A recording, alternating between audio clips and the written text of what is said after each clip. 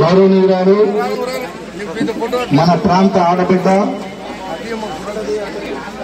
శ్రీమతి గుమ్మడి సంధ్యారాణి గారు మన లోతుగడ్డ గ్రామానికి ఇచ్చేశారు. వారికి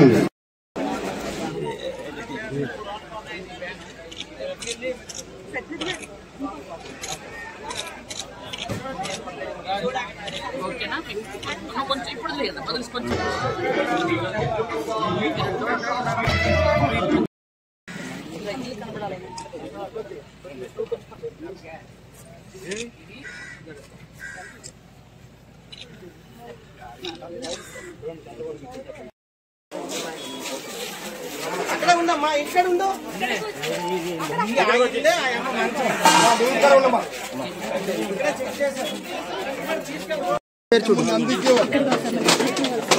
అంతవరకు వెళ్ళకూడదు. ఇక్కడ చూడండి 1000 రూపాయలు పెంచారా? 1000 రూపాయలు పెంచి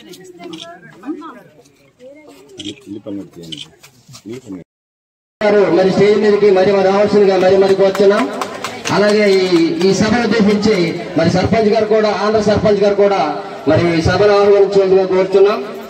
మరి మన మండల అధ్యక్షుడు ఎంపీడీ గారు అయినటువంటి సార్ రావాల్సింది.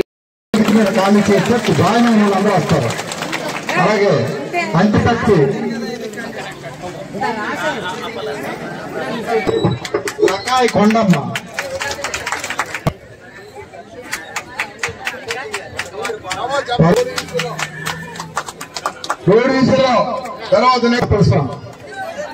మర్యాదలు మీకు పెంచే విధంగా చేస్తున్నటువంటి మన చంద్రబాబు నాయుడు గారికి మనందరం కూడా కృతజ్ఞతలు తెలియజేసుకోవాలి. ఇంతకు పూర్వం మీ అందరికీ తెలుసు, అప్పుడు పెన్షన్ ఎంత తీసుకునేవాళ్ళమ్మా?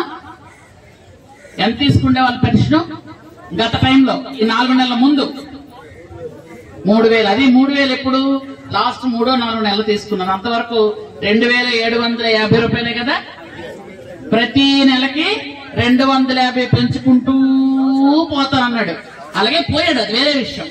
250 పెంచడానికి మనం ఎన్ని బాధలో పడ్డాం.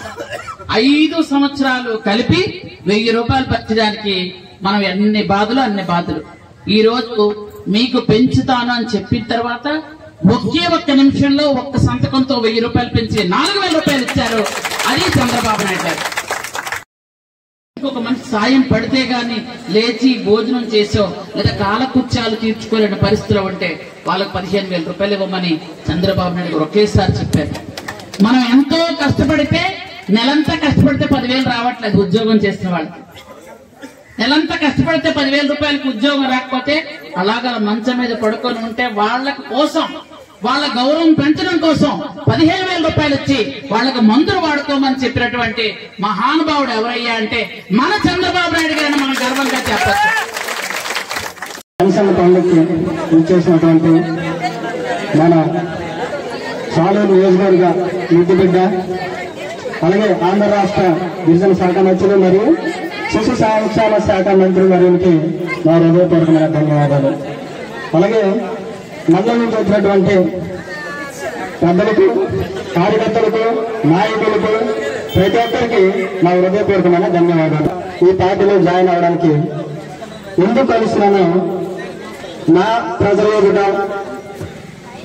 మా పంచాయతీ ప్రజల ఎదుట చెప్పదలుచుకుంటున్నాను. ముఖ్య ఉద్దేశం ఏంటంటే, గత ప్రభుత్వంలో నేను సర్పంచ్గా చేశాను. అయితే నాకంటూ పంచాయతీలో కానీ మండలంలో కానీ సరైన గౌరవం లేదు. చాలా అవమానపరిచారు. కేవలం నేను ఒక గిరిజనుడని ఉద్దేశంతో చాలా సార్లు పెద్దలకు చెప్పుకున్నాను, మండల నాయకులకు చెప్పుకున్నాను, అయినా గౌరవం ఇవ్వలేదు. అలాగే పంచాయతీకి నేను ఎన్నో పనులు చేద్దామనేసి ఆలోచనతో ఉండేవాడిని.